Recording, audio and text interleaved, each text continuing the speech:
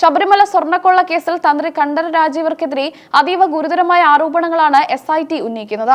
അന്വേഷണത്തിന്റെ ഭാഗമായി കണ്ടെത്തിയ നിർണായക വിവരങ്ങൾ അവർ ഹൈക്കോടതിക്ക് മുൻപാകെ സമർപ്പിച്ചു. കേസിലെ ഒന്നാം പ്രതിയായ ഉണ്ണികൃഷ്ണൻ പോറ്റുമായി തന്ത്രിക്ക് അതീവ അടുത്ത ബന്ധമുണ്ടെന്ന് SIT വ്യക്തമാക്കുന്നു.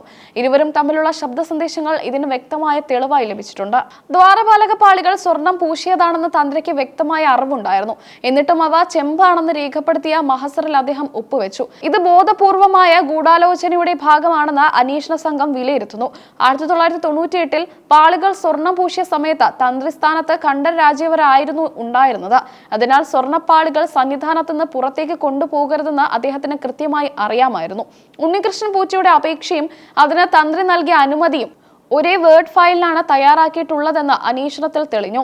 ഇത് ശബരിമല എക്സിക്യൂട്ടീവ് ഓഫീസറുടെ സിസ്റ്റത്തിലാണ് തയ്യാറാക്കിയതെന്നും SIT ഹൈക്കോടതിയെ ബോധിപ്പിച്ചു. ദേവസ്വം മാനുവൽ പ്രകാരം തന്ത്രിമാർ ഭക്തരും താന്ത്രിക കർമ്മങ്ങളിൽ അറിവുള്ളവരുമായിരിക്കണം. എന്നാൽ ഇതിന് ഘടകവിരുദ്ധമായ തെളിവുകൾ തന്ത്രിയുടെ ഫോണിലെ ഫോറൻസിക് പരിശോധനയിൽ നിന്ന് കണ്ടെത്തിയിട്ടുണ്ട്.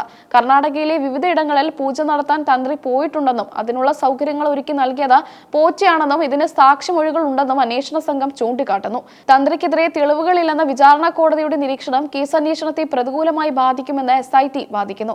തെളിവുകളുടെ അഭാവത്തിലാണ് ജാമ്യം നൽകിയതെന്ന പരാമർശം റദ്ദാക്കണമെന്നാണ് അവരുടെ ആവശ്യം. അതേസമയം ഹൈക്കോടതി ദേവസ്വം ബെഞ്ച് SITയുടെ അന്വേഷണത്തെ ശക്തമായി പിന്തുണച്ചു. അന്വേഷണം കൃത്യമായ ദിശയിലാണെന്നും രാജ്യത്തെ മികച്ച ഉദ്യോഗസ്ഥരാണ് നേതൃത്വം നൽകുന്നതെന്നും കോടതി നിരീക്ഷിച്ചു. ഈ ഘട്ടത്തിൽ CBI അന്വേഷണം വേണമെന്ന ആവശ്യം കോടതി തള്ളി.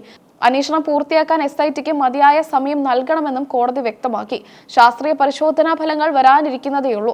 അവ ലഭിക്കുന്നതിന് മുമ്പ് കുറ്റപത്രം നൽകുന്നത് പ്രഹസനമാകുമെന്ന് കോടതി വിലയിരുത്തി. മറ്റ് കേസുകളിലെ വിധിന്യായങ്ങൾ ശബരിമല കേസുമായി ബന്ധപ്പെടുത്തേണ്ടതില്ലെന്ന് കോടതി വ്യക്തമാക്കി.